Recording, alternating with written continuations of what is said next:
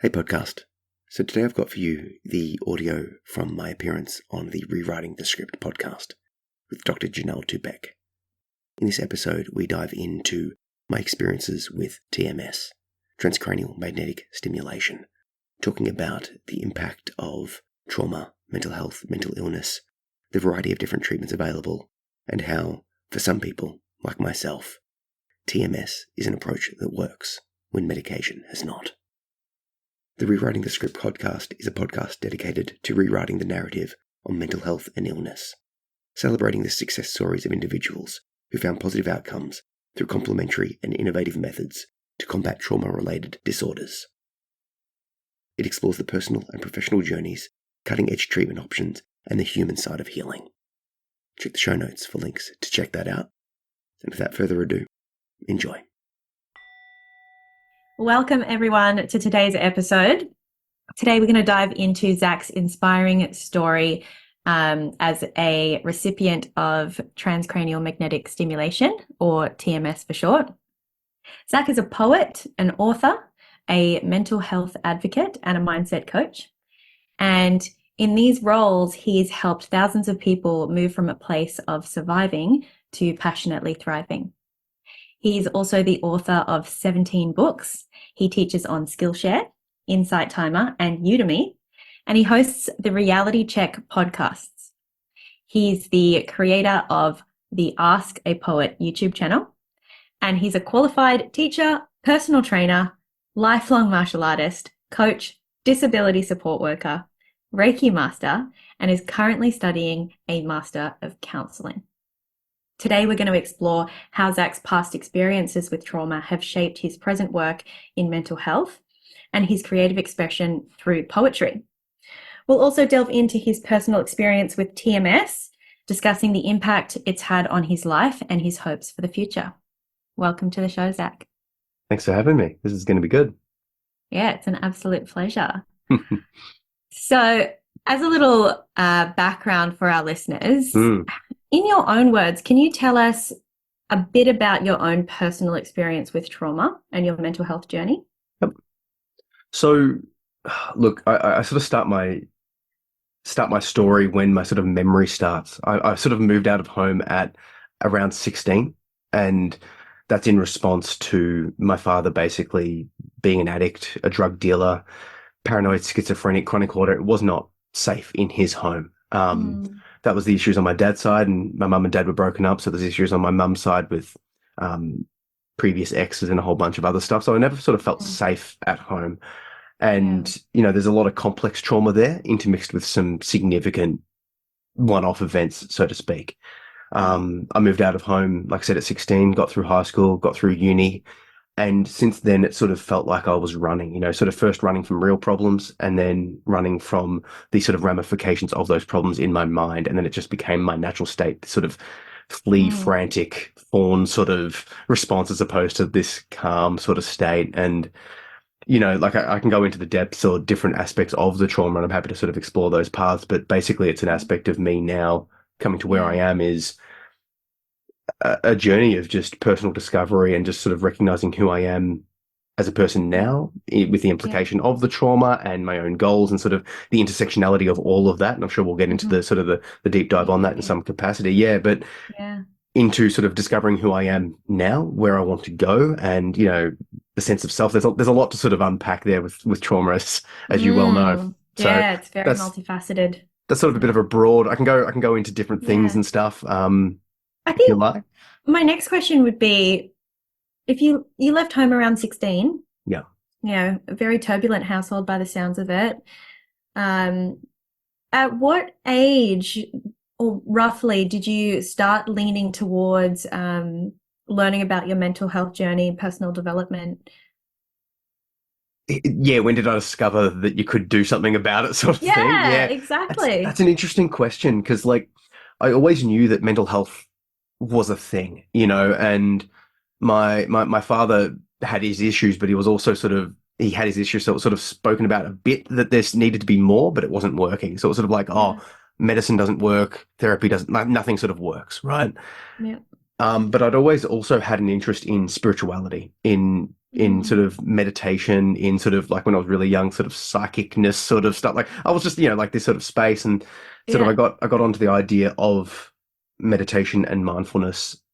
I couldn't Mm. really pick a time like a year, but I know Mm. that very, very quickly after moving out, I was seeing psychologists and psychiatrists to Mm. limited effect. Yeah. But it was really sort of this inbuilt sense of like sort of budding spirituality in the form of meditation and in the form of Right. martial arts initially, Great. that sort of Yeah. helped me down that path, sort of getting into my body. I started with kickboxing.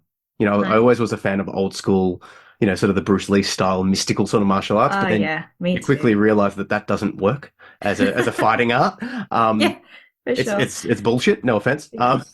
But it worked. I did karate as a kid, and that sort of like it worked as a, sort of an Mm. internal art. So then I Yeah. went to Muay Thai, kickboxing, and then from that into jiu-jitsu, and that's been a sort of a solid base to as a physical reclamation of trauma. I now know Yeah. how to fight and defend myself, so I feel safe in my body. I am the Great. one to be feared, as opposed to being a fearful little boy. Not that I want to Yeah. make people fear me, but it's sort of like I could Mm. embody that sort of Sense inner of strength. power. Yeah, and Yeah. then from there, it's like, okay, well, I've got the physical sort of fighting aspect. Let's move towards the internal aspect as well. So it's sort of this sort of slow process of Yeah. reclaiming the body, so to speak. So yeah. Yeah. I think that's you and I have connected in the past over very similar sort of overlaps through our Mm, journeys because I, like you, started in kickboxing and went through my martial arts journey for very similar reasons, wanting mm. to connect with my body and feel empowered and strong in it. And yeah, I think that that's such an effective road to go down, I think, for anyone at that younger age through adolescence or late teens, um, who are looking to get in touch with feeling safe in their bodies. Um, 100%. uh, 100%. If you can do it well, it can be very triggering as well. Like yeah, there's a lot of people that come to the gym that you don't see yeah, again because unless you've either got a friend that will sort of hold your hand through and the coach is sort of understanding, it can be a bit mm, re-triggering. So be I careful. agree. Find a safe space. Yeah, And yeah, like it's a bit of a hit and miss sort of journey. So like yeah. you know, We've discussed this before, haven't we, about yeah, different coaching styles and the culture at different teams and different clubs is equally important because if you grew 100%. up in an unstable household and there was a bit of bullying coming from the top down and you find yourself in a workplace or a gym that's similar, that's absolutely, yeah, Yeah. re-traumatizing for sure. I mean, I've read some books on like it was making like yoga for like trauma informed yoga sort of stuff, trauma informed mindfulness. And Yeah. it sort of said something along the lines of like if you're in a yoga class, the instructor should, ask before they touch you. But a lot of the etiquette, they just sort of move your body into the stretch because for people Mm. that don't have a past history of trauma, that's okay, apparently, right? That's Right. and for a Mm. lot of people it may very well be, but if you're Mm. a person that has issues with that, that's something that Mm. might come up. So find a place that supports you, that is trauma Yeah. informed, or is that you can Mm. speak to the instructor or the coach and say, hey, like, this is my past, this is what I need. But to even Yeah. have that strength of Say it out like, loud. I didn't even know that. Yeah. Like, even to this day, I'm discovering stuff. I'm like, hang on, I'm letting people cross a boundary that I didn't even know I could put up. Because and I've sort of like Mm. find myself falling into them, and I'm like, and we'll get Mm. into this with the TMS, but that's really been one of the major positive Mm. benefits of me going like, hang on, I can say no. I have a solid sense of self now that I can be like, Yeah. I'm not comfortable with that, and I'm going to be self-ish, Yeah.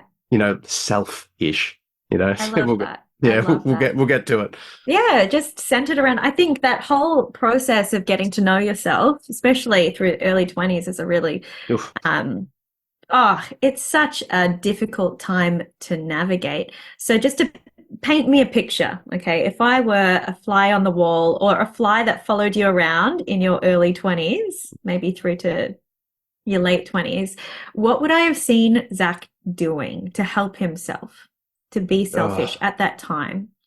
Not much. It was sort Mm, of there were distinct instances where I did help myself, but it was a lot of running, a lot of sort of yeah. pushing, a lot of sort of just not really helping myself effectively. Like it's Mm, in the last sort of, you know, going down the path of creativity, writing poetry and books, and I can go into like how that sort of started, but that's really been the sort Yeah. of starting point of the journey of me going, okay, I'm actively sort of Yeah. I look at sort of trauma as like a multi-headed hydra that you can chop one head off and then some littler heads pop up and now you're battling this battle over here. And that Yeah, leads to yeah. like that leads to issues of diagnoses as well. Like I've had issues, people have suggested to me I've got BPD, then they've suggested, no, no, maybe it's ASD. Then it's like, no, it's Mm, complex trauma, no, it's anxiety. And like all of these mm, different things present, but it's like yeah, a person that is dealing with trauma yeah, has learnt responses that present in certain ways to just survive. And yeah, it's like, oh, here's an issue of anxiety's popped up recently mm, for me. And like yeah. now that's the main battle, right? It's just, Yeah. it's a And it's weird. in different environments, right? So yeah, Mm, all these different parts will surface around different people, around different therapists, around different doctors, around different mm, friendship groups. So like any of those people would see a different version of you at any given time. So of course they're going to put a different yeah. label on you every time. No, and it's not only that they'll see a different version of me, it's that I will be a different version of me because until I develop a Mm, solid sense of self, I'm, yeah. and I say me, but a lot of people that I've spoken to and studied and all of these things, we present a Mm, face or a mask that keeps us safe. yeah. Because if I present to you my truth and I don't feel comfortable with that, and you now attack me, re-traumatize me, I'm like, oh, so I'm just going to Mm, try and like just mold into the shape that you want me to be, or that I think that you yeah. want me to be, and that's like it's not Yeah. you. So that's a No. lot of my 20s. It was Okay. Yeah. figuring out that I was Yeah. wearing a mask and then putting down that mask, Mm, yeah. and then What did putting down the mask look like? Was that in your meditation and in your poetry? I think it's more in the poetry and actually from I've got a lot of things to say about social media, but it's actually me sort of finding a place to sort of use social media and podcasts and poetry and expression as a sort of public journal, for lack of a better expression. And it's sort of Yeah. like I felt like I could be more of myself online to strangers than I could be Mm, to the sort of middle circle of people. Like there's three sort of groups of people, like the close people that you mhm. can be yourself to all the time, strangers that will never see you or, might interact with you online if you're doing what I'm doing. But Yeah. that inner circle of sort of like Mm, not so close friends and acquaintances and workmates and family members, they're the ones that I struggled with most. So it's sort of like, yeah. if you knew me close, I was me. If you knew me online, I was sort of learning to project myself more truly. But this close Yeah. circle there has been a lot of fallouts and family tumult and other Yeah. things that has come from me being me. Yeah. But ultimately, Totally. I don't think there's another choice. Like, what other choice do we have other than to discover and be you? That's it.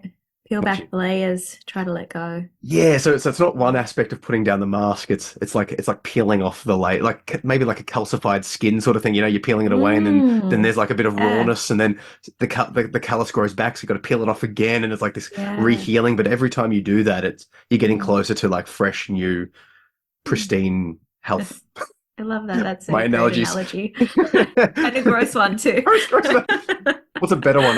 No, I think of you're scraping the layer of oil and gunk off the pure water underneath. How about we do that one? That's still disgusting. I cool. don't know. All disgusting. I was actually thinking of a snake shedding its skin, but See, that's lovely. um, Rebirth, the butterfly. look, all of Like it, it's always going to be ugly though. At least that's an accurate depiction of peeling back these layers, right? It's such a painful process. mm, Sometimes I use the analogy of lancing a wound that's yeah. become infected and pussy, and it hurts like hell, but you really just have to get all the gunk out. Sometimes you have to wash it out with alcohol, and that hurts like hell. hmm Um, but it's the only way to help it actually start healing. There's a lot of psychic, mental wounds that just keep Yeah, arising. yeah. Maybe I'll go into it now, but once again, we'll sort of Please. spin back around to the TMS journey. But I've Hmm. realized my belly holds a lot of the trauma. The body keeps the score sort of situation. It's in my belly, and we've spoken on this, and Yeah. massage and sort of self work and stuff has sort of made it sort of come to life. It was Mm. an empty hole that I didn't even know wasn't there. It was sort of like I was this sort of head and legs, but my belly wasn't there. But then my belly came back and Mm. it was this dark space. And then Yeah. over time it sort of grew and now it's sort of reconnecting, but I can feel this sort of jitteriness in there. This it's alive, but it's sort of like a shattered kaleidoscope is the sort of visual imagery that I've gotten. It's sort of like Yeah. now when I'm meditating, it's sort of like I'm just sitting outside the door of my belly, so to speak, and just like, hey, let's just chill. Let's just Mm. reconnect. Let's Yeah. put the pieces of the broken mirror back together. Whatever analogy you want to use there, but it's I it's mean, it's even as coming. you say that, it feels Mm, grounding. it's coming back. It's and Yeah. that word grounding is a big thing. A lot of my Mm. teens to 20s, like even early before then, it's like a lack of a lack of grounding, a lack of solid selfness to base Mm. on. I remember Mm. feeling that I wasn't me. I was like the negative or the antithesis of, or like the inverse reflection of my environment. I'm not Mm. my father. I'm not these other people that are doing these or are these bad things. It's like I was the opposite of that, but there was no me, Mm. if that makes sense. Yeah. Yeah, yeah. It's almost like a combination of like the depersonalization and derealization that happens when, you're kind of like out of the environment. It's like a flavor of dissociative states, right? One of the many flavors of There's a lot of flavors. dissociation. Yeah. It's a triple Yeah. stacked ice cream. It's great. I totally get that. I absolutely resonate with that as well. Not feeling like you're in that part of that group really, but being able Mm. to witness and observe it objectively from the But outside. it's not an objective. Like there's what I've learned is the Mm, difference here. It's not like a mindful detached mm, objective state feels distinctly different to a derealized, depersonalized dissociation mm. version. They're similar, and if Yeah. you describe it to people, and it's like, oh, you're mindful. I'm like, this one Mm. feels, the mindfulness feels very solid and sort of like Yes. it Yeah. feels like a Embodied.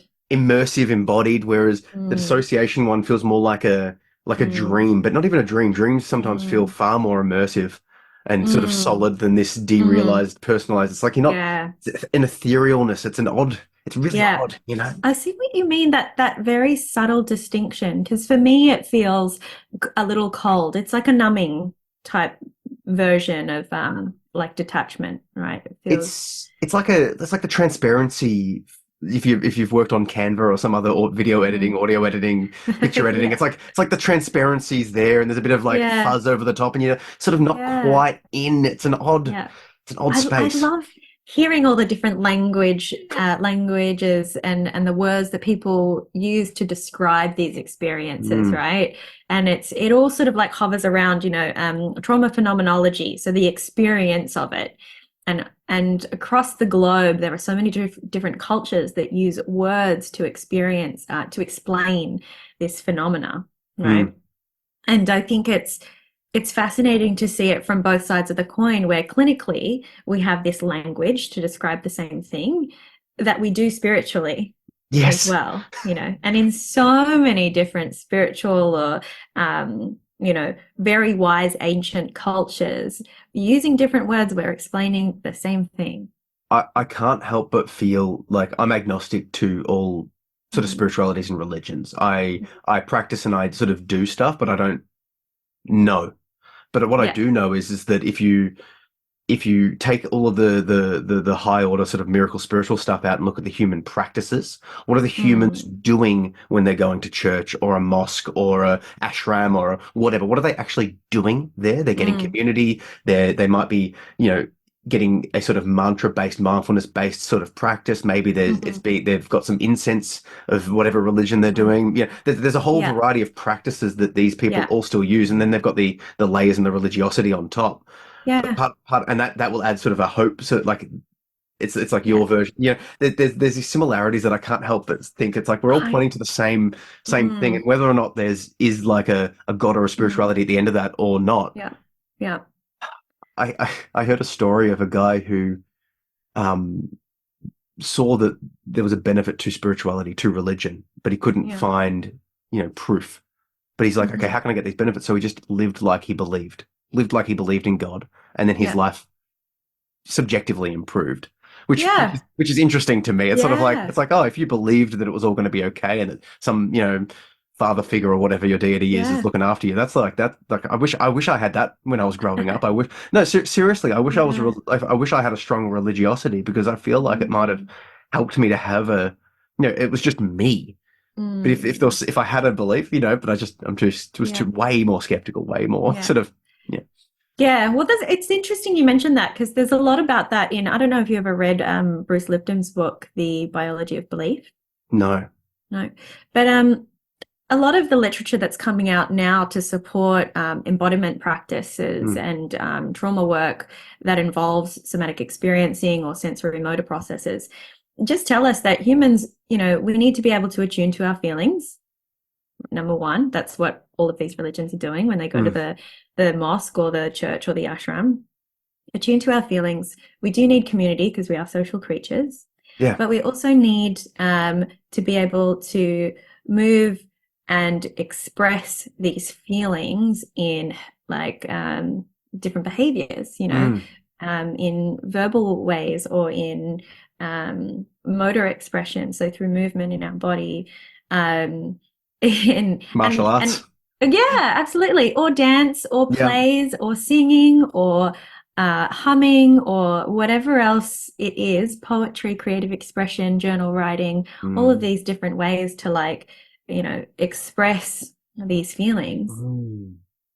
Very extremely therapeutic and a natural, I think, innate need for human beings, which I think we've disconnected from Yeah. in our society today, big time. When does a human adult get to yell and scream and fight and run and sing and dance in a socially acceptable way? Not Yeah. It's not that much. And Like there's, it's yeah, not, and like without intoxicants as well. Like you, yeah. you can sort of do that at a Mm. festival or a nightclub sort of stuff, Yeah, which I do see the benefit of. But like you yeah. can't be having to sort of dedicate that time and energy and sort of inebriation impact to just get the expression that, you Mm. know what I mean? Well, We're that's it. animals. It's about finding safe ways to do it. Yeah, and like Yeah. not that there isn't a space to do that sort of stuff, but if that's the only Mm. way that you can get that outlet, Yeah, yeah, I hear you. I hear you. All right, so let's circle back to the journey that you were on as you went through your 20s, yeah. connecting and realizing that you did have some agency, so to speak. Mm. You learning slowly over time. Um, how old are you now, Zach? 36. 36. Okay. So where do you feel like, if you look back, there were milestones for you? What were some of the biggest, most pivotal moments? Oh, as in from the 20s or just in life, like moving out, obviously. Yeah, Um, yeah. yeah, like it's really interesting, like asking this because my Mm, memory is flawed. My ability to encode memories of my own personal life is not where it should be because mm, of trauma. You know what I mean? So yeah, like there yeah, are a few things that I can point to, but yeah. it's What sort of like comes to a mind? lot of it's lost. Well, one of them was, meeting my partner Maria. That Yeah. was a big help and a big connection, and that sort of was a big unlock for the spirituality and the self help and this sort of stuff. Wonderful. You find people that have similar but sort of contrasting and sort of stuff. So she's has her own sort of thing going on, but What does she Maria do? similar stuff to me now. Actually, she's Yeah. gone down a similar path and she's getting into the online creative writing space. She was the one that actually gave me spirituality and gave me poetry. She was the Right. first person whose poetry I read that I actually liked and resonated with. Wow. And that sort of unlocked. Now I'm the poet, and she's like, I really should do something. I'm like, yeah, you should. Um, so that Yeah. was so that was good because that sort of unlocked the sort of the right brain creativity, and she's just super accepting and the first Mm, person really in my life to be like, yeah, I believe in you, go for it. mm, And that's sort of yeah. when you say what's her role, like that is almost becoming her job with me and with other people in her life. She Yeah. listens and then says, Yeah. yeah, go for it. Like I believe in you, you can do it. So And important. yeah, Hey. and it's like if you can just monetize that as a as a job, that would be great. But Yeah. it really does say something to have someone there in your corner being like, yeah, like, Mm, go for it. And I'll show her my stuff and she's accepting of it. Here's my yeah. art, here's my creativity, here's my Yeah. darkness. And she can just Wonderful. hold space for that, which is Yeah. a rare person indeed. Yeah, for sure. That's Without sort of getting lost in it as well with you. So look, important. there is a bit of that. There is a bit of enmeshment and stuff that Okay. that but that's all part of it as well. But Yeah, it's a and it matter of sounds like knowing when that happens, you know. So yeah, you do sort of exactly. get a bit lost in it, and I mean I get lost up until the TMS stuff, which we'll definitely circle back to, obviously. But Mm, I found like this sort of sense of self coming back, coming forward. I can tell you that I'll be able to encode a lot more memories now because there's a mm, specific me to encode upon. yeah, It's like I've found myself, yeah. if that makes sense. And And what you'd like to encode, so to speak? well, that Is there more I'll. choice in that? It's more that like the past hides danger, right? My past has danger in it, so it's sort of like Mm-hmm. block it off. That doesn't exist. Move on, run. Sort of just keep moving away from things.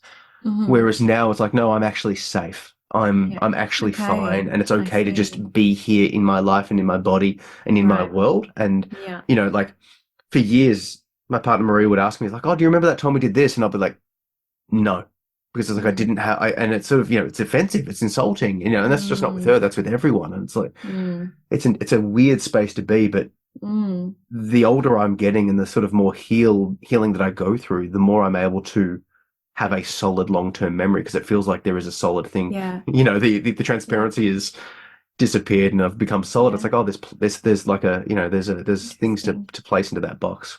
That's exciting. And that's all It's been since you've tried the TMS treatments. no, that the TMS has been a major jump, like an absolutely Mm. significant jump in that. Like, I Yeah. think that eventually I would have gotten to this space, but it feels like I've had like 20 years of therapy in the Yeah. space of Yeah. 3 4 months or whatever it's been, Yeah. so That's it's sort of like fascinating. it's maybe we should sort of dig into the TMS sort of more specific stuff now, like take the conversation where you like. But it I was on a very slow upward trend and very easily able to Mm. be knocked down with life. When bad life Right. stuff happens, I'm falling off the cliff. Yeah. Well, what I wanted to know a little bit more about was um, what what support systems did you have in place, or what other modalities, therapies, medications did you try while you were on that upward trend before you found TMS? Um, Mm. and what landed you in that place when you made that decision to try something different? Well, like I say that I was on an upward trend, but that's an upward trend from a very low space.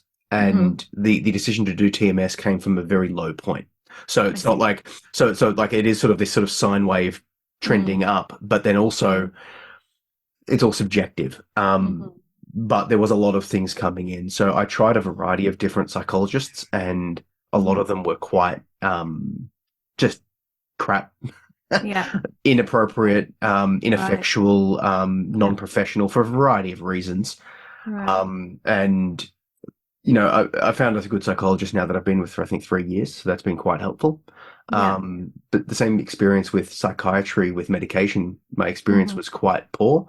Right. Sort of seeing the person for 45 minutes and then I'm on a medication supposedly for the rest of my life, very limited Mm. discussion, and Mm. turns out like I had a genetic test done that sort of tells me what medications will be effective and what won't, or what could be, counter productive.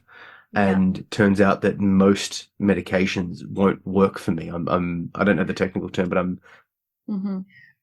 it just doesn't Yeah. work. So Just it's not a sort of good match. not a good match for those interventions. And maybe, Yeah. if the diagnosis if I'm having medication for depression, for example, like maybe my Yeah. deeper issue is the trauma, or maybe I've got like an underlying ADHD neurodivergence thing, right? But it's like I just felt this the my experiences of the mental health sort of traditional Western mental health space was very sort of Hmm. clinical and hands off and sort of like, oh, you're sick, have the medicine. And I'm like, Mm. I like see.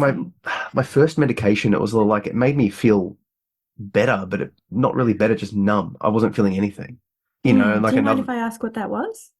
I don't know. I can't remember the medication. That's okay. Um, That's okay. but like I've tried like like Zyprexa maybe, Estelapram. Like I don't know. I've tried Yeah. so It does many. seem to be a very common side effect for a lot of antidepressants, the Oh, numbing sensation. yeah, it's Yeah. horrible, and like it was numbing. It made everything like this Mm. mid range. Like I remember distinctly, like trauma causes sort of hypersexuality.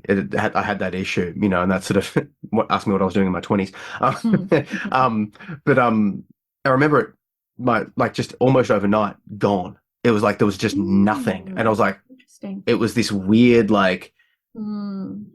and like then that left, and then like all happiness left, all sadness left. It was just this sort of Mm. like mid Mm. range, and I remember thinking, I'm like, okay, like in that Mm. moment of sort of weird clarity, I'm like, okay, this isn't right, but maybe from here I Yeah. can get a psychologist and Yeah. start doing some Yeah. stuff. And how long were you on that before you decided to try something different? I tried quite a few different medications. I just Yeah. distinctly remember this one moment I was out and I just had this realization. I'm like, I have no sex drive, I have no happiness, I have no sadness. I'm just this middle sort of Mm. space that's not great. Yeah. Tried a few different medications over the time, and then I'm like, no, stuff this. This is not right. Mm. And I think that's when I went into the martial arts meditation sort of therapy sort of approach. But once Right. again, the timeline's a bit funny in my mind. That's okay. Do you remember how you came across TMS? Yeah, so my stepfather has his own issues and stuff, but he's actually went through the TMS, and him and my Hmm. mum were basically saying it was really good. It sort of helped his depression, and Okay. I was a bit skeptical for a variety of reasons. Mm. But having a lot of life stuff happened recently. In the last sort of 2 years have been like just if it's a fighting analogy, it's been hit quite a few times in a row and quite Oh, rocked. yeah. Yeah. So I sort of knew of its existence for quite some time, but I wasn't buying it, so to speak, because I didn't Mm. think, seeing the what I felt was not so great an impact on my stepfather. I'm like you're saying it's working, but I'm not seeing much of a change in my end. Um, Okay. and I'm sort of, differing connections and relationships with my family and this sort of stuff, but I just didn't quite see the potential of it. And then, a lot of bad stuff happened. I tried medication again and it almost killed me. Oh, And that, and like a bunch of poetry came from that. And I just distinctly remember going, this isn't right. Speaking to the psychologist, speaking to the doctor, and all of these things, got the genetic test. It's like no medication's going to work, and like things are getting quite mm. worse now, and more life stuff keeps piling on. Losing my job, having to move, a whole variety of stuff. And it all Mm. sort of came to a head. I was on my birthday for whatever reason. My birthdays are quite triggering. I mean, I do know why, but I Mm. remember breaking down in front of my family, in front of my mum and my stepfather and my brother and my kids and Maria, and on my birthday. And I'm like I've never sort of let myself go in front of my extended family, like my mum and my stepfather and my brother, like that. And I'm like, okay, Mm. like I need to try something, because it's trying something, or like going to hospital. And if I go to a hospital, they're gonna probably put medication upon me anyway. Yeah. And I didn't want. I didn't like the idea of that, because I don't think I would handle such an intervention quite well. So I'm like, okay, like let's try this, Yeah. because if they're saying it's going to work. And then the the um the intervention was great. The place was great, Yeah. and Yeah. like it was, so we can go into the depths of that Well, as well. But yeah, yeah, I do want to ask a little bit more about what that first, like that initial consultation would have been like. How did that conversation go with was it a treating psychiatrist that you had that initial assessment with? yeah. So you get a referral to the place from Hmm. your GP. It's Medicare funded in Australia.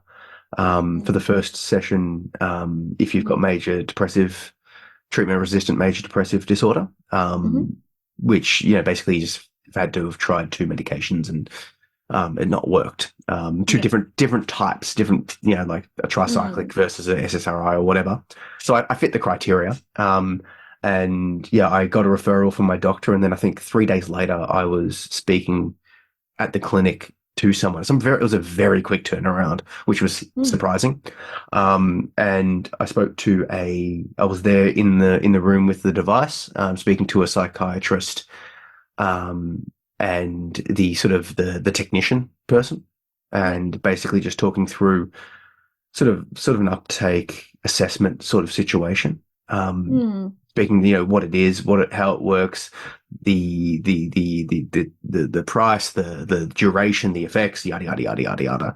Hmm. Um, and yeah, I've had some really bad experiences with psychiatrists, like I've said, and How did you this feel one, with this one? yeah, really really resonated. This person basically was called themselves. I can't remember the exact terminology. I think I might have told you at the time, but it was basically he was recommending, that treatments like TMS should be sort of a bit maybe before medication because it's more targeted and it's not this Mm. doesn't have to be an ongoing lifelong sort of have a medication for life. It was also Mm. recommending, good nutrition and sort of mindfulness and breathing and all of these other things that you would expect Wow. a mental health expert, it's like do all of these things and have the medication and have the TMS if you need it, and Mm. they've sort of Yeah. suggested it's like, okay, well, the medication hasn't worked. The psychology and the other interventions you're doing on their own aren't working properly. Let's look at the TMS. And if that's not working, we can look at other options, sort of more like a psychedelic or Hmm. like sort of ketamine based stuff that could Yeah. be if this TMS doesn't work. There Yeah. are, which I've never had a psychiatrist say that the best I've Yeah. had up until then was a prescription for Valium to be taken when I'm falling off the mental cliff, which Oh, has wow. has helped me. Don't get me Yeah. wrong. It's Yeah. a great PRN, but Mm. here's a script for 50 Valiums one gave me. Yeah. Off you Yeah. go. I'm like, ugh. Yeah, I think that's Ah, something that I'm really hoping to shift with rewriting the script. yeah, There's so much new technology and innovative approaches to treating mental health conditions like ketamine and TMS that are yeah, really still not widely available or known about, even in the you know health industry. So the more that we can have these conversations, the better, I think. So. yeah. I'm looking at like trying to work out a way to advocate for TMS because my experience is positive. Like it's Mm. not, no treatment is perfect, but I just, No. and it is early days, and my hope is that it lasts. But Yeah. I've never had such an impact from the Mm. medication. It was horrendous. The Mm. psychology, all of the years and years and years of psychology it's finally working in the sense that I went back to my psychologist. I've been seeing my psychologist during this process as well. And I was Mhm. sort of repeatedly saying to her, I'm like, okay, I can now actually do the stuff that you were telling me to do. It was sort of like, Mm. it was almost like I needed to have the wound cauterized or cleansed, like you said, for the Mm. balm of Mm. psychology to help heal, To actually work. Yeah. Yeah, Yeah. and it's sort of like, oh, she's like, do these Mm. grounding things. I'm like, I can't ground because my brain is jumping out of its head, Mm. and I'm feeling like I'm back when I was being traumatized. Mm. Like I can't breathe and Yeah. focus on what I can see because I'm like, Yeah. it just didn't it wasn't strong enough.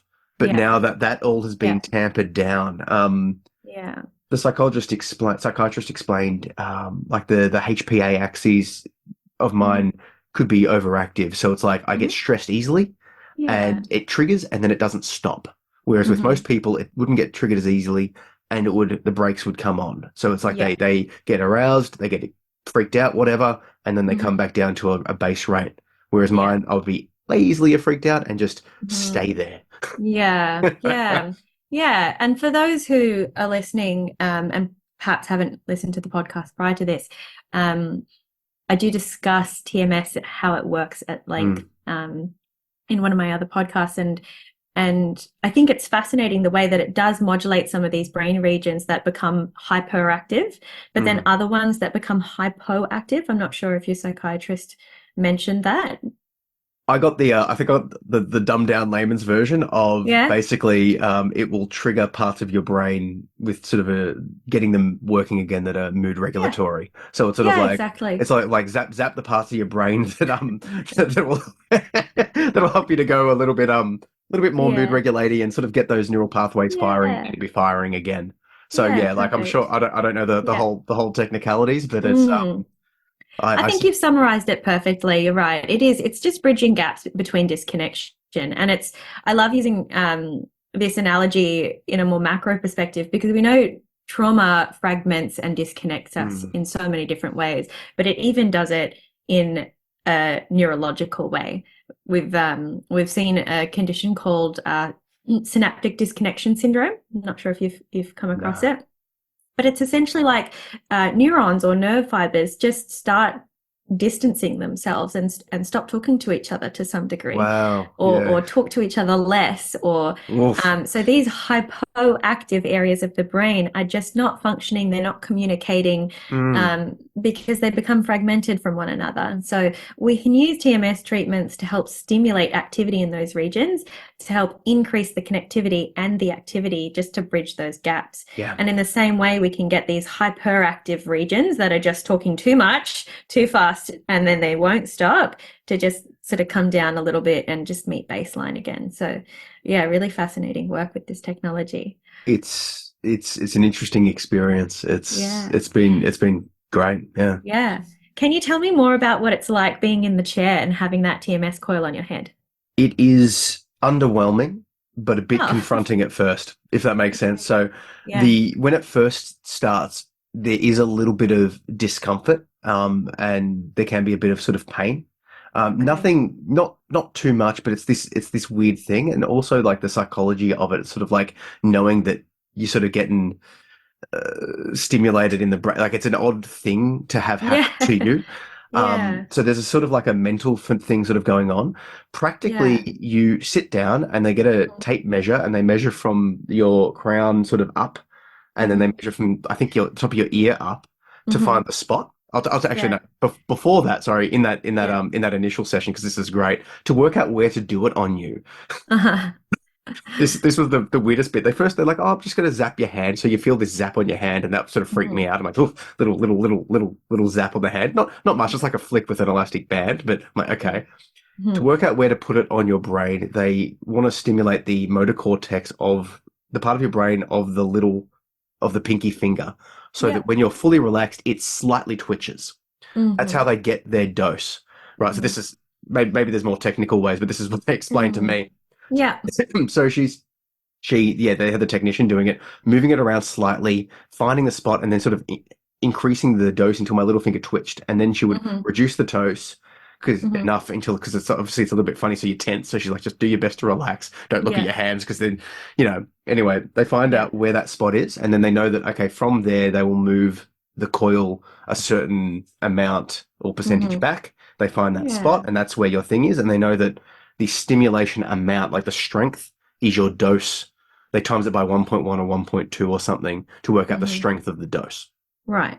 So then they've set you up, and then that's what you get given each time. Now, for me, Mm-hmm. I'm getting treated for anxiety and depression and Mm-hmm. PTSD, so I get zapped on both sides of my brain. Mm-hmm. Whereas if it's just anxiety, it's just on one side, and if it's Mm-hmm. just depression on the other side, I think I'm not exactly sure Mm-hmm. how that works. I just know that I get both. Yeah, yeah. My understanding is that there's two, the brain region that you're pointing to at the moment, if I'm turning around, you're on your left side. So we know that the dorsolateral prefrontal cortex, so here on the left front side of the brain, that's shown through the research to have the most effective results from TMS treatment, particularly for treatment-resistant depression. Hmm. We can do low dose pulses to the right side as well. Hmm. We've seen some pretty positive impacts on that with PTSD. But there's heaps of brain regions that they've learned how to map now Hmm. to target with the TMS coil. So It's fascinating. It's a really I love the idea of it because it's like I don't want to take a medication that's gonna hit. mm, It's sort of like a blunt hammer approach, whereas this is just like mm, just target this area. yeah, For yeah, me, the one they've got on my right, yeah, it's I think 13 minutes, and yeah. it's like tap tap tap for 13 Right, minutes, right, on the one side, right. and then on Yeah, the other yeah. side, it's like tap tap tap tap tap tap, tap pause, tap, Ah, tap, tap, tap, interesting. pause, and Right. and that only lasts for 3 minutes. It's the same amount of Yeah, pulses, but it's just yeah, delivered differently because that's what they found yeah. works. So if But I it's understand correctly, it sounds like you're describing a low frequency single pulse yep, to the right. yep, Single pulse. yep, Yeah. And what you're describing on the left might be something called theta bursts yes, stimulation. So that's yeah. yeah, lots of big pulses intermittently. Yep. Yeah. Yep. And that's Okay. yeah, so it's like pop. And it Interesting. and it's not pleasant at the start. Mm. Like it took maybe 10 sessions before I didn't need to take Panadol afterwards. And by say Okay. take Panadol, it didn't it wasn't like painful, but it wasn't comfortable. But by the end of it, Hmm. I'm just like now it's just who cares? I'm Yeah. on a maintenance dose now. I'm getting Mm. it every 2 weeks, Yeah. once every 2 weeks, and now it's like it's nothing. It doesn't phase me at all. Yeah. Although there is some post treatment lethargy, like I'm Hmm. at the start, particularly like you're doing it 3, 4, 5 times a week. So this Mm. is the problem with it is for someone like me, I'm have with my issues, I struggle to sort of turn up full time to places. You know, this is an issue of mine. Mm-hmm. We're working on that, but you have to Yeah. turn up to this place 3, 4, 5 times a week, which Mm-hmm. itself is a big burden. Do you know what I mean? Like that Yeah. itself is a lot to sort of, okay, I'm going to this place on this time. Yeah. But also there's a benefit to that as well of like getting myself organized to do that. So it's like there's all these Yeah. weird benefits, It's but just a challenge. Yeah. it's it was Yeah. it was actually tiring though. And even to Yeah. this day when I do these maintenance sessions, that night I all of a sudden my energy levels will drop off. Mm-hmm. But only Yeah. on the night of the treatment. So it's, for example, if I Yeah. had it this morning, rather than sort of just gently going to bed, it's sort of like all of a sudden I'll be tired. Mm. But beyond that, there isn't really any negative side effects. Like Mm. that's it. A little bit of pain for the first few sessions, and then Yeah. you're tired afterwards, and then Yeah. you're fine. Yeah. At least that seems to be what Yeah. they're describing, you know? Yeah, I think that's pretty consistent with what the literature presents as well. These mild, transient aches, bits of discomfort, maybe some twitching, Yeah, there was one time dizziness. it Yeah. zapped because you get there's different people that do the technicians and depends on where Yeah. they put it. My Yeah. left eyebrow was like sort of vibrating along with it. She's like, "Are you all right?" Yeah. I'm like, "It's fine. It's fine." Yeah. So it's a little Yeah. bit weird. It's a weird thing Yeah. to go through, but it's Yeah. yeah, it's it's Yeah. it's it's good. Yeah, it seems to be, these weird things happening mostly during the stimulation. Was that consistent with your experience? Like they sort of went away after the Oh session? yeah, like I mean, look, Yeah. like I said, for the first 5 to 10 sessions, there was sort Hmm. of a bit of a like a mild migraine sort of feeling for that day. Yeah. Okay. um, for the first 5 to 10 sessions. Yeah. In terms of Yeah. the pulsing or the moving, if they place the coil over a nerve, like they'll when they, okay, Mhm. so when you sit down, they do it at a very low dose, and they're like, "Is that okay?" So it's Yeah. like tap tap, and then they'll slowly turn the dial up to your dosage. So Yeah. if I've never had to move it, there was a couple of times where I should have, but it was such a small issue that I just kept it there for the duration, like that time that my eyebrows moving. You could be like, Yeah. okay, that's not in the right spot, just move it a little bit. 'Cause sometimes for some people, if they've if a nerve happens to be going under exactly that spot, or like it can cause Hmm. significant pain. But Mm. Like a they superficial nerve in the skin around the yes, scalp. Yeah. yeah. So then they'll be like, then they'll just shift it very very slightly, and it'll be fine. I've never Okay. had that happen where it was so intense that I'm like, no, like this is in the wrong spot. But Yeah. either way, they just up the dose. Hmm. Like, is that all right? And they just sort of talk you up, Yeah. if that makes Yeah. sense. Cool. Very cool. And so am I right to assume that you did your first 35 sessions that were covered by Medicare? Yes. Yeah, I Yeah. did over this, yeah, like I said, 3 to 5 a week. Yeah, great. And are you already trying these additional sessions now? Is that right? Yes. So I have had, I think, 3 to 4 calls or reconnections with the treating psychiatrist. They get you Yeah, doing psychometrics the whole time. great. Um, and just as an aside note, remembering what I wrote on my first psychometrics versus now, I'm like, wow, like this is a Mm. stark difference Mm. towards the positive. Like, What wow. are some of the major things that you can recall that are Oh, different? just the amount of time that I will spend. Like, I can't remember. Like, there was like 5 or 6, like, sort of, on a scale of 0 to 10. Where are you? How much are you thinking about your trauma? How much are you anxious? How much is that anxiety impacting you?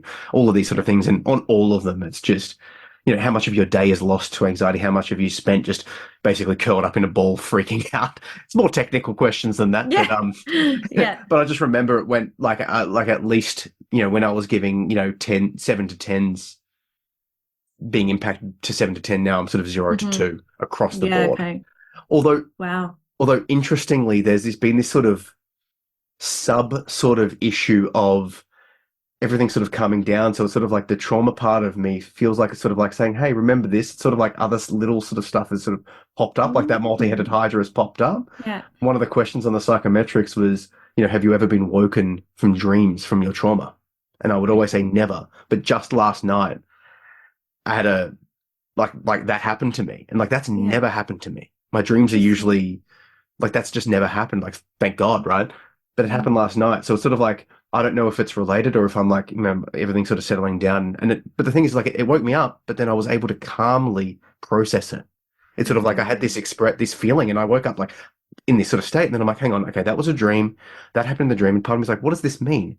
And the other part's like, freak out. Yeah. And then I'm like, no. Like I'll just do Yeah. some calm breathing, calm back down, and I went back to sleep. So like Amazing. it woke me up, but it Hmm. didn't derail Yeah. me. And now it's just a Yeah. like I actually count that as a win almost. So it's like a little bit of Sounds that like sort of it. coming back. But yeah. Interesting. So Yeah. yeah, they so that's a little tangent on the psychometrics, but it's like Yeah. all of them have been, trending towards the positive. But basically towards at around session 30, I had a call and they sort of work out and sort of basically we deemed that it would be better for me to continue with the acute treatment, as in keep going 3 to 5 sessions a week up to the Okay. 35. And I actually went up to 37 because it felt Mm-hmm. like some people need just the diminishing evidence. I think I even went to 38 sessions Mm-hmm. because it Mm-hmm. wasn't quite there. And Yeah. then I went down to once a week for I think 4 weeks, and now I'm Okay. going down to once a fortnight. And Right. that is self-funded. Some people will Mm-hmm. taper off within the Medicare funding because they've got the benefits after the 2025 session, so they've got that 10 sessions to taper Mm-hmm. off. But it Yeah. is what it is. Yeah. Um, so yeah, I am doing that now, which is it is a cost, but it is infinitely more affordable because it's working, and if I Yeah. can work, if it's working, then I can work and actually earn an Mm. income rather than be in Yeah. bed with a panic attack. Yeah. It's worth the Oh, money. I can imagine, absolutely. And I think for our listeners in Australia, to be able to compare apples with apples, Yes. what's the average TMS treatment? Like, what are you paying there in what are you, Victoria, Yeah, Australia? Victoria. Yeah, so Yeah, the initial 35 sessions funded through Medicare cost yeah. $400 out of pocket. Okay, And then now the self-funded is $100 per session. So great. it's a Okay. significant, you get a lot, like the government pays for a lot here, which Yeah, we are yeah. we are blessed to have such a good system. Mm, I know, like, a lot of my followers and listeners that have heard me talk about this are like, I've looked mm, into it, holy crap, like, how can you afford this? And I'm like, mm. different countries. So Yeah. if It is you've a got lot access cheaper to than it, therapy here. well, yeah, yeah, everything's very expensive, but yeah, Yeah. you get that first 35 sessions Hmm. that cost about 400. If you don't, if it's fully self-funded or through a private health, it's somewhere around 8,500, I think. Yeah. And then after 4 months, Medicare does give you another 15 sessions.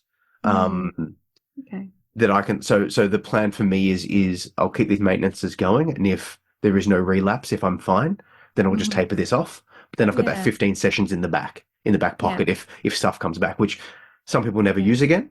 Yeah. So we're sort of going to see when that 4 months comes along where I'm at, and I might go back Okay. in again. I might not. Yeah. But Yeah. maybe if hopefully I don't need it, so then I've got that 15 sections in the back pocket. If in two, three, Great. 4, 10 years or whatever, I can be like, need it again. Yeah. No, I Um, think that's a really wise approach. And yeah, it's nice to be able to have your sort of unique way of utilizing or engaging with these types of therapies. And it it sounds like you were using it in conjunction with your psychotherapy as yeah, well. Yeah, yeah. and I do remember you mentioning that you were trying DBT. I've I've not I haven't done DBT yet. The Ah, the okay. treating the treating psychiatrist. So this is an interesting thing, right? The treating Hmm. psychiatrist. I was speaking to him because some family trauma stuff happened, and I was explaining how I'm feeling and yada yada. And he's like, "Look, I can't treat you with this, and this is sort of like I'm not recommending it, but like consider the possibility of Mm, DBT." And I've looked into it myself prior to all of this. I'm like, this seems pretty reasonable. yeah, okay. The thing with DBT is that it's a full it's a like the proper process is like a 9 month. It's like an intensive thing. It's very expensive. It's Hmm. like you're seeing their therapists once a week for like 9 months. It's a lot, right? To teach you these Yeah, skills. I spoke yeah. to my psychologist about that. Turns out she's got experience facilitating those DBT Okay. things. So it's like she's like, well, like we're not doing it, but we're doing it, if that makes sense, Yeah, yeah. So A I version may, of it. yeah, look, I might look into it, but Mm, the interesting thing, or the sort of difficult thing was like there was a significantly triggering event that happened around session 18 to 20.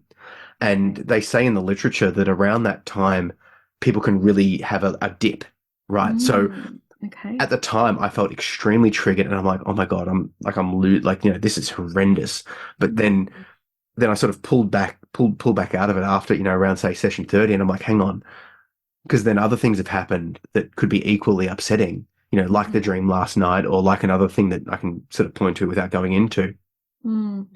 But maybe there was this, maybe, and they warned me this would happen around that 18 to 20 for whatever reason. They've just seen this dip, and maybe that thing happened to happen at the time of this, statistical dip. So then it threw me off Mm. this edge. You know what I mean? So I Yeah, don't. interesting. It's a really it's weird. Yeah, yeah.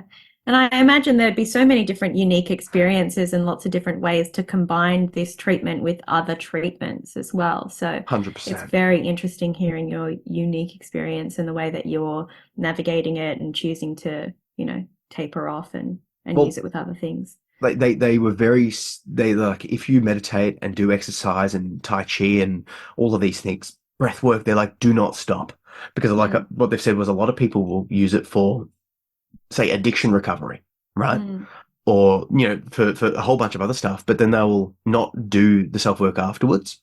They will not have, mm. and they will find, they'll start drinking again. They'll start doing these things, and it just sort of doesn't work. Yeah, Now yeah. it will work, but it the efficacy drops. Whereas if you're doing it in conjunction, like they're just like don't stop those things, like Mm, keep yeah, going they're with it. foundational. Yeah, and they even said there's suggestion or there's evidence, Mm, some evidence to suggest that people who are doing the meditative breath work, psychotherapy, all of that sort of stuff have improved results compared to a baseline of people that are just doing the TMS, which yeah. which makes sense. But I'm imagining like there's a synergistic sort of approach, which is very much what I'm feeling. It's like okay, my meditation Mm, like if I can speak to like some of like the internal benefits of it, like it's sort of like I'm feeling less anxious and depressed, but it's like I'm feeling more solid in my sense of self. I'm feeling like I can be mm, here now in the moment. I'm feeling like I can take a breath and relax. Like I know I speak yeah. quite fast and passionately, but it's like I can Can just do it. be, I can just be, Yeah. which is I've had Yeah. that, but it was fleeting and now it feels more solid and permanent, Yeah. grounding. Yeah. Wow. How has that impacted your creative expression and your poetry? Oh, interestingly. Mm. I'm coming towards the end. I'm about to publish a book called Poetry from the Dark Night of the Soul, which sort of chronicles my journey into this sort of you see the poetry as I'm writing it, not a narrative, but it's Mm. here's my raw expression. And so it's Mm. it's been interesting to see that I've got this idea of like I want to write more poetry that is more, for lack of a better expression, spiritual, more Okay. sort of beautiful, not just Mm. like an expression of my pain. You know what I mean? Yeah. Yeah.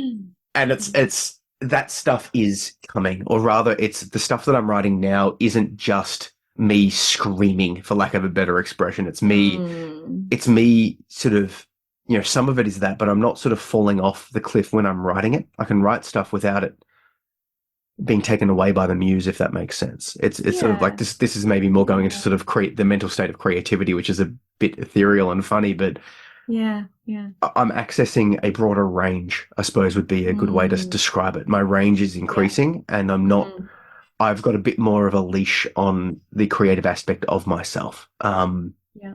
which has been good. And it hasn't impacted the quality of the work. It's just given me more Mm. range to express different and more varied emotionality. And it's Yeah. making me more organized. Like I was saying to Mm. you before the Mm. podcast, I'm getting more there's a bunch of backlog that I haven't been doing with my online work, with my writing, with my promotion, with all of this sort of stuff that I've been doing. And it's like, oh, okay, I Yeah. can now put in systems in place. I'll do Yeah. the SEO, I'll do the promotion, I'll do all of these things that Mm. I should have been doing that I was Yeah. just scrambling. Yeah. So Yeah. it's Now you so have the it's capacity. yeah, the creativity is still there, and yeah, it's Yeah. so because that was one of the questions I asked because a lot of artists sort of create from a place of pain, and I said to the Yeah. psychiatrist, I'm like, like this is sort of my income stream. This is how I'm what I want to be doing Yeah. with my life is creative expression sort of stuff. How will that Mm. impact? And you know they sort of explained basically this. You'll still be able Yeah. to express, but you'll you Yeah. know so yeah, good. Feel other emotions more. Yeah, Yeah. range If range is good. Zach, are you familiar with the feelings wheel? No, or Yeah. maybe, You but seen a feelings wheel before? It's like it looks like a big, colorful, like oh, pinwheel. and internal, it's like sad, but sad is split into a few different emotions and it fractals Different out. types of sad, and then different types of Yes, happy, different types yes. of angry, and whatnot. Yeah. If if you before the TMS sort of lived in one section or a default section on the feeling wheel, what other sections have sort of come online after the Oh. TMS on the feelings wheel for So you?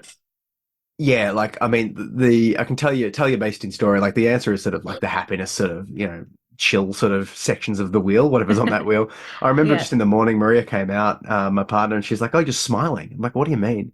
She's like, "You're smiling." I'm like, "Hang on a second, what?" And like that's Yeah. happened again and again with the kids, with all of these things. Just I'm just feeling just calmer and better Yeah. and more present and just happier. Like Yeah. my jujitsu's improving. Like it's sort Yeah. of like I'm Yeah. like it's sort of like it's like worth two stripes. Like if any martial artist jiu-jitsu guy's there, it'll give you two stripes of skill. Oh wow. Honest to God, it's like it's a Wow. noticeable difference before and after. Like because everyone progresses at the same stage, but I feel like I've jumped. Mm. Mm. Why? Because I'm able to be a bit more calm, a bit more embodied, a bit less Yeah. stressed, bit Yeah. So Yeah. Amazing. there's the sell. Well, Go get TMS because I it'll could imagine all of the BJJ fanatics heading straight to the TMS clinics now. Enhance their game. yeah, but just Yeah. happiness, just Yeah. relax. Just Yeah. being able to just be positive, like just Mm. focused, more Yeah. organized, just all just it's just That's awesome. healing, like reintegration. Yeah. It's beautiful. It sounds phenomenal. Oh And I remember you mentioning because of all of these fantastic results that you've had, that you want to be a TMS advocate. yeah, Yeah. I don't know the whole like how do you be an advocate? You just talk about it like we are Yeah. here. Um, I'm not sure where or what I want to do with that space, but I'm thinking Mm. once I get sort of myself settled, I might reach out to the place that I went Mm. through and be Yeah. like, how can I, how can I work with you, work for you, Yeah. tangentially too, or just like I mean, just speaking to you about it Yeah. right now is part of that because anyone that I've spoken to, you start sharing your journey, and so many people are like, yeah, like medication didn't work for me, yeah, my partner's struggling, yeah, this, yeah, that, and I'm like, just speak to me, like I'm happy to get on a call, like give it a try, Yeah. it's one of the things that saved my life when I was young, and I've held on to this, was before you do something permanent, try everything. Try Mm. everything, that Yeah. like in terms of like a poignant moment, I can distinctly remember. Mm-hmm. I can definitely remember when that was like me at sort of 18. I was with a friend. We were at a cemetery of all places talking about, like just like late at night, sort of weirdly catching up, Yeah. smoking weed. It was an interesting experience, and Yeah. mental health. Like you can imagine the sort of place that we're in to warrant Yeah. that sort of behavior. But it's sort of like he was a bit Yeah. older, and maybe sort of 25, 27 at the time. Mm-hmm. Group of friends, and he was like basically like said, try everything first. And Mm. that those words, try everything first, kept me alive through that sort of the tumult of my life. And then once again, try it. If you're that low that medication isn't working and you're depressed and all of that sort of stuff, try it. Yeah. Yeah. Why not? What have you got So, to lose that you're not going to lose yeah. anyway, right? And like Yeah. and the other sort of thing on this is it's like I like to look at this sort of like counter emotionality with logic in the sense of like, medication works for people. If you've got depression, trauma, whatever, and medication has helped some people, it might help you. If TMS Mm. has helped some people, it might help you.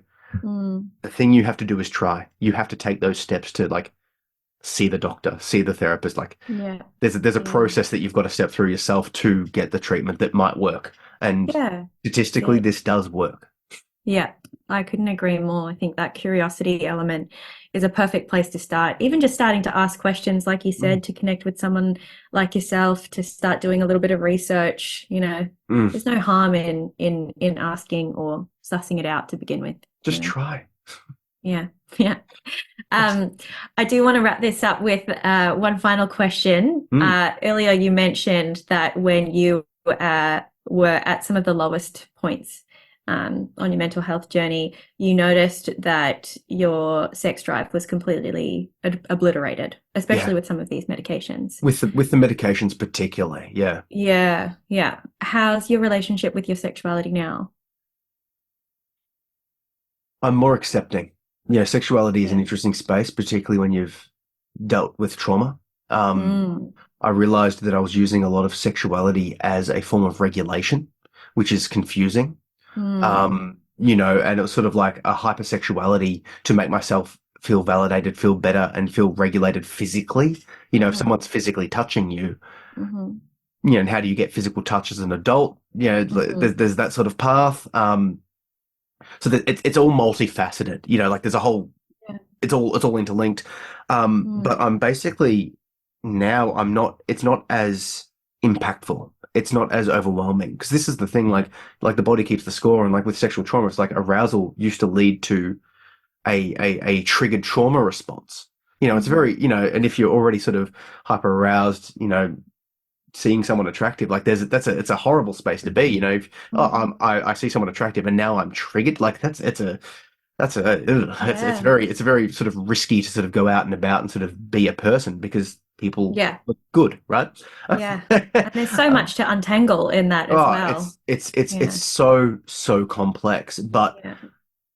ultimately it feels like the TMS was like, Alexander cutting the Gregorian knot or whatever, the thing of like the big knot, he Mm. just chops it with a sword. It's sort of like Yeah. Wow. all of that's great. And Yeah. I still feel that thing happening, right? Mm-hmm. It's not taken away, but rather than being 100 volume megaphone screaming the chaos, it's like, Yeah. it's a 1%. It's like, arousal. Okay. Like that's making these feelings come up.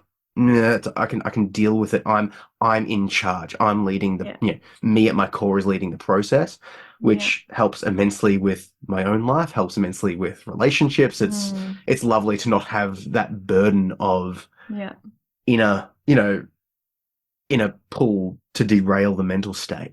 Yeah. Does that sort of answer that? Fantastic. Does that sort of answer? Yeah, yeah, it does. It sounds, I completely understand what you mean, though, how arousal in general, any kind of arousal, whether it be, sexual or stress related, Oh, um, 100% like that. can derail a person Yeah, like with just complex trauma or even acute trauma.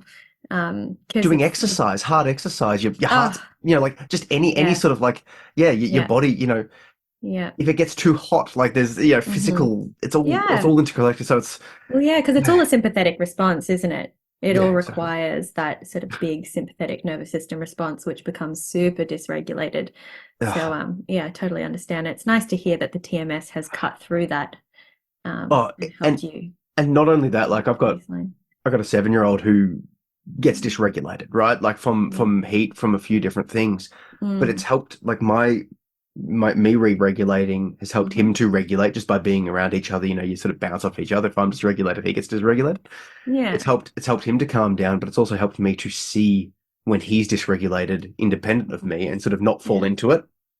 Same thing Amazing. with partners and this sort of stuff. Yeah. And also just help him Yeah. out of it. This morning there was a little bit of stress, yada yada, and I was able to sit with him and co-regulate and sort of Yeah. calmly just sort of ease him Hmm. out of it and talk him through it and sort of get him Yeah. back into it. And it took, half an hour or whatever, but I was able to do it and it didn't cost me my Yeah. day. Whereas in the past, I could do that for him, but it would have impacted me for hours and hours and hours because like I Mm. didn't have that internal sort of regulation stuff, which Wow. it's sort of like the internal regulation Yeah. is switched up. It's like I've got more braking power or more acceleration or whatever analogy you want Wow. to use. So What it's sort a of I can help wonderful, others. yeah, that ripple on effect from this Oh, type of treatment, right? everyone's That's, coming. It's amazing how much more peaceful everyone around me is. Isn't that an odd yeah. experience? It's like, oh, look at how chilled everyone is, and isn't this Wow, that's relaxing? how And our mirror neurons work, isn't it's it? it's wild, and like I can't Yeah. help but feel, like I guess it's like the cycle of not the cycle of trauma, but Mm. the cyclic generational sort of stuff that happens in families. Yeah. You're Yeah. mirroring off, and you sort of yeah, it's all this complex sort of stuff happening. But if you can break that cycle with an intervention, you can Yeah. slowly start turning the ship to a good direction, which I'm Yeah. seeing in real time. In my personal Yeah. life, in my business, in my family, in Mm. my jujitsu, in Yeah. everything. It's sort of like the trend is it's sort of slowly like Mm. noticeably as well, and Mm. Yeah. it's a godsend. Big Like course yeah, correct. Yeah. course And it correct. sounds far more consistent now as well, this course correct, as opposed to being these big highs and big lows. Yeah. Yeah, it feels because it's sort of like yeah, very easily derailed. Like I said with the dream last night, like I said Mm. with other sort of stuff that's come up, I'm not getting knocked off the cliff. It's like in my Yeah. mind, I was sort of walking this sort of iced bridge. It's Yeah. narrow and it's gusty and it's windy and any little Yeah. thing and I'm off. Whereas Yeah. now it's like that pathway is wide and the wind's died down and the ice is melted and it's like a nice solid footpath and things Yeah. I still get impacted. It's not Yeah. nothing fixes you, but Yeah. okay, now the meditation and the Yeah. 5 4 3 2 1 mindfulness present state awareness, like, oh, I can check in Yeah. like, Yeah. oh, I'm stressed, I can focus Yeah. on my senses and that works and it's great, Beautiful. so Yeah. it's Yeah. it's it basically does what they say medication should do, but never Mm. did for me. Mm. And Mm. for a lot of people it seems to be that's the impact they've had. It's like, oh, it helped me this way, but they're always saying Yeah. like, oh, it helped in this way, but. And for Yeah. me, my experience is that there isn't like other than the bit of lethargy and pain, like that's gone now when I'm not being treated. Like, and today I didn't have a Yeah. session and I'm feeling great. Yeah. There's Yeah. there's no but. It's just like, Yeah. So the risk benefit, oh, analysis, like the benefits definitely sound like they far outweigh the risk in your case. I I'm no expert, but Mm. only just parroting what the psychiatrist that the treating psychiatrist. Obviously, he's got a vested interest in this, but he's like, we Mm. should probably do this sort of stuff first before we do medication because it's Mm. not a permanent, Mm. ongoing, forever treatment. No. For a big percentage of So, people, I think 33% of people yeah. that do the TMS, it just works. Yeah. Yeah. It just does it. That's the thing. Yeah. I And think ah, something that's really important to clarify for the listeners is that TMS is vastly different from electroconvulsive therapy, right? okay, yeah, It's not, that is a very good thing. yeah. It's So, yeah, when we say we zap the brain, it's not actually zapping the brain like I those big electrical I shocks. yeah, I call it zapping, but it's like getting like Yeah. flicked in the head slightly. It's not Yeah. anything like electroconvulsive therapy, like Therapy. yeah, electroconvulsive Yeah. therapy. Yeah. It is and like I mean like the risk there is a very slight risk of Mm. seizure for ECT. Hmm. And that risk goes up if you've been drinking or Hang doing on, drug. for TMS? Oh, for TMS. My apologies. Yeah, yeah, because There is a yeah. very small risk of seizure, and that risk goes up if you've been drinking the night before, right? So they ask you, have Mm. you done any drugs or Mm. alcohol in the last Mm. 24 hours? Yeah. I But think from memory, the rate was something like less than yeah, 0.02 seizures per 1,000 every treatments. clinician, the Mm. psychiatrist, everyone I've spoken to was like, we've never seen it happen Yeah, in our like years of time. We've never seen it once, right? yeah, But then you look at the back of your antidepressant, and I'm not bagging antidepressants here. I'm just my experience of them. Like if it works for you, great, and like yeah. do it and find it. But you look on the back of the antidepressant medication, and it's like seizures and suicidality, and like it's like pop, pop, pop, pop, Yeah, pop, pop, pop. And yeah, I mean, I don't know of the percentage risk of seizures for taking antidepressants, but I would guess yeah, it. My yeah. intuition is that there would be Mm. a potentially somewhat of a Yeah. risk as well. I mean, I'm of speaking with course, there's a no risk with stats anything. knowledge, but yeah, Yeah, yeah. But so like yeah, you said, it does vary a lot on the person who the 100%, recipient, because they'd have very different neurobiology, you know. So that risk assessment by the treating psychologist, super important, and asking that you these key questions. yeah, and like I said, like these psychiatrists and so and this sort of process was Mm, like the only time I felt actually cared for in a mental health space, like when that sort mm, of event happened around the 18 to 20 mark, they're daily, every time you go in, they're saying like, what's your mood out of 10? Da, da, da, da. Like they ask you all of these sort of mm, base level screening questions, and then you're doing bigger psychometrics through often. So I was mm-hmm. explaining how I'm going, and Yeah. they called Maria, be like, hey, like that he's not. He's saying that he's having feelings, these sort of feelings, and this sort of stuff happened. Like Mm-hmm. they are on the ball. Mm, yeah. Which psychologists and psychiatrists, in my experience, haven't been. You go to a psychiatrist or psychologist, like, Mm, hey, I'm feeling suicidal. They're like, oh yeah, and then you leave Tell the me more about session. that. Yeah, and you're like, and then the session ends, and you're like, What do I do is now? there a follow up? Like, I'm at risk. I feel a bit at Right. risk. I don't know. Oh, I'm sorry you had that kind of experience. That's, Yeah, yeah, and it's not. awful. I don't know. It's not true for everyone. And Yeah. find the system that works for you and Yeah. the therapists that work because they are out there and there are good options out there. And if that's Yeah. medicine, if it's psychotherapy, if it's TMS, if it's whatever Yeah. it is, like Mm, there is I guess the sort of the thing that I like to sort of suggest to people is like this is what worked for me, but find what mm, works for you, and it might be this, it might be yeah. something else, but Yeah. yeah, And I think that's a really good indication for those who are still um, using trial and error to see what works for them and what Mm. doesn't. If you're walking out or of say therapy, for example, and you're recoiled like this and you're like, oh, I'm kind of more confused and a little more distressed than before, that's Mm. probably not a good sign. So 100%. use that as a little intuitive guide.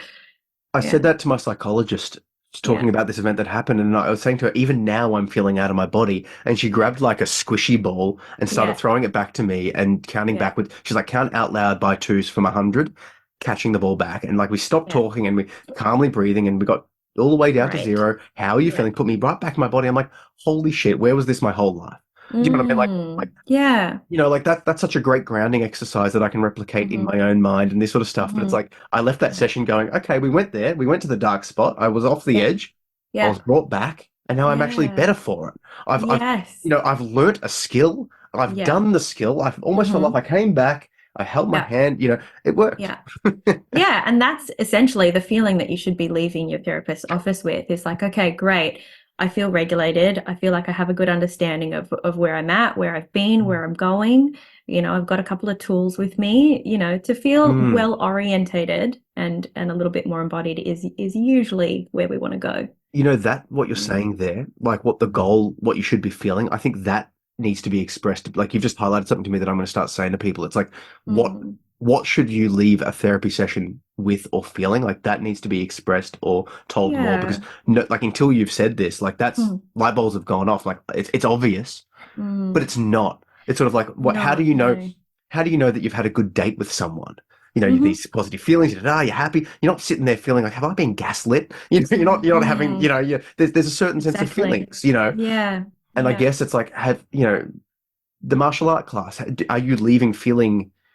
You Mm-hmm. might be feeling physically sore and beaten up, but are you Yeah. feeling mentally and physically and psychologically empowered? That's the feeling you Yeah. should leave Yeah. with. You shouldn't be leaving feeling Exactly. victimized. So Yes. Yeah. so like highlighting that, like I'm going to start saying that to people. So thank you for that because that's really You're important that welcome. people know Yeah. what a positive outcome looks like, both in the Yeah. moment and obviously Yeah. ongoing. It should improve your, Yeah. functionality or whatever over time. But Yeah. in No, the I moment, agree, and I think that can be applied almost anywhere, like what you were mm, explaining with your TMS treatments as well, having those the technicians and the treating psychiatrists there to help create a safe, supportive space. mm, Obviously, they're trained in mental health, not just tech and yeah, psychiatry, precision medicine. Like they've got these soft skills to mm, treat you like a human and to connect with you and look out for your best interests and your well-being. So I think these yeah, are the things to start looking for when it comes to sussing out health professionals or clinics that you want to try. Same with yeah. GPs who are prescribing medication. If Oh, the GP doesn't look you in the eye the entire time, I'd say that that's a bit of a flag. You know. yeah. See, this is the interesting thing, right? Mm, Uh, getting a like I led the GP to suggest the mm, TMS. Right. It was mm-hmm, an interesting thing because it's like if I didn't yeah, suggest it to the GP, and this guy is yeah, like the best GP I've found, mm-hmm, very responsive, very receptive, very understanding, caring, yada great, yada. yeah, But I wonder if he would have suggested it to me. yeah. As Did he in, know about it? he seemed to know about it. He'd Okay, heard of it, but he like I said to him like, hey, like I got my mum to give me like the information that worked, and she's like, just take this. Say I want to go here to this place, yeah, and on their website it's like this is the Medicare stuff, and he looked it up and just sort of followed the process, and he was like, yeah, yeah, like do it, like the medication hasn't worked, like let's okay, try this thing. yeah, great. So there was no pushback there, but Mm, I still had to go to him with the yeah, suggestion of TMS. yeah, He didn't go to me yeah, with it.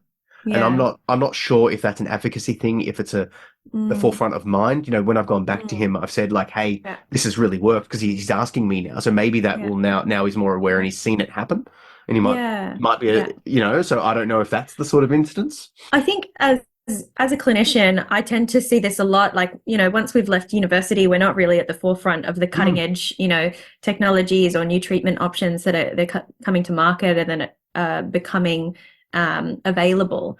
Because right now, TMS is not mainstream medicine. mm, We're hoping for it to become or go in that direction once it becomes more refined, but it's delivered in private clinics at this stage. And well, it yes, is we it have is Medicare Medicare funding subsidies. now. Now Yeah, it's getting a bit more recognized, which is Yeah. I couldn't afford it if it wasn't Medicare funded. So No, no. For mm, treatment-resistant depression, it is. And yes, if you have yes. concurrent conditions, absolutely, you tick the boxes. But if you have PTSD or anxiety alone, you don't meet that criteria, there's still a gap. Um, Yes, yes, there is. and I think sort of to come back to, GPs and other health professionals, simply not knowing what it is, I think is Mm. just a gap that we need to fill.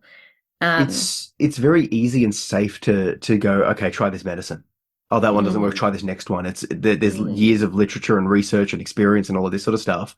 yeah, You know, to suggest to someone go to this place 35 times, like get you like it's a big thing, but yeah, to yeah. me personally, it doesn't feel as big as taking a medicine every day. Like I know that maybe sounds a Mm, bit odd, but I yeah. don't like the idea of having to put something external into my body daily. And I know that, yeah, I'm getting my brain externally stimulated by electro-powered magnets. That feels Yeah, less intrusive than swallowing a yeah, pill, yeah, yeah. It's far weirdly. more targeted. Yeah, Yeah, yeah. I hear uh, you. I hear yeah. you. I mean, And I think, hopefully talks like this and other yeah, things can really help, you know, get clinicians or people that are struggling on board, you get it from yeah, both or just to, perspectives. yeah, to become aware that it is an option. I Mm, think that's part of the conversation is we know, therapy and antidepressant medications have been the first line treatments for trauma related disorders and most mental health conditions for the mm, longest time. And they mm. do help to some degree, of course. Yeah. However, there are a lot of people that they don't help as Uh, well. So we need to start offering other alternatives too. So I think yeah. it's great. Thank you so much for coming on to share your story Yeah, my and give pleasure. us a little insight into what TMS looks and feels like. Um, are there any last thoughts that you wanted to leave us with? Yeah, I think just what I touched upon before, just try everything first. Yeah.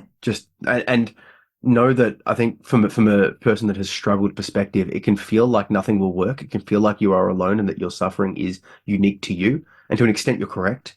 But Yeah. everyone that is struggling feels that way. So Hmm. there's a commonality in your uniquense. Therefore, Hmm. try. Like just the Hmm. logical aspect of this has helped people with my issue. It may help you. Try something. If that thing doesn't work, try the next thing. Like that's Yeah. until you're better, don't stop trying. Right. Yeah. And Yeah. like, do the medicine, do the psychotherapy, do the medication, exercise, do the TMS, whatever you need to do, Yeah. Yeah. please. And there's always so many new and emerging treatments that are coming up in the research at the moment. And sometimes they're not readily available to be, widespread or delivered in mainstream medicine. But Mhm. if you meet the criteria for some clinical trials, that's a possibility too. So yeah, there are Yeah, so clinical. many That's places to look the to clinical trials of try. the psycho of Yeah. the psycho what is it?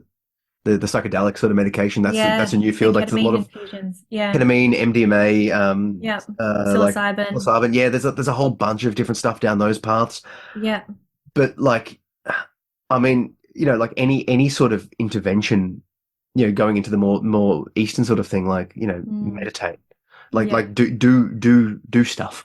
Yeah. Yeah. If you can and you Stretch, have the capacity to do the basics, get some sunlight, some sunlight. sleep, Yeah, eat well, drink water, all those yeah, basics, then you're doing something. At least something's better than nothing, right? yeah, yeah. Yeah. And no, but And that's trying. it's a building block, as in like. Yeah. If you go to yourself, okay, I'm going to go outside every day. That might give you a little tiny boost. Like do the Mm. thing to get. It took Yeah. years for me to do the TMS that has worked finally. It took, Yeah. 10, 20 years of struggling and trying and Hmm. medications and meditation and reading and all of these things to be able to get me to Yeah. step through the door of doing this thing. Yeah. Yeah. I wish I had have done it sooner, but I wasn't able to do it sooner. Yeah, and I dare say you would have had a very different experience with the TMS if you had have done it sooner. It sounds like you've got a Yeah. lot of tools and skills that you've accumulated over those years Oh, to be able to 100%. apply now with the TMS treatment. Yeah. So, yeah, Yeah, that's I it. think timing is everything. Yeah. Yeah. Yeah. Anyway, thank you again so much, Zach, for coming Thank on you. here. Um, I'm not quite sure how we're going to wrap this up.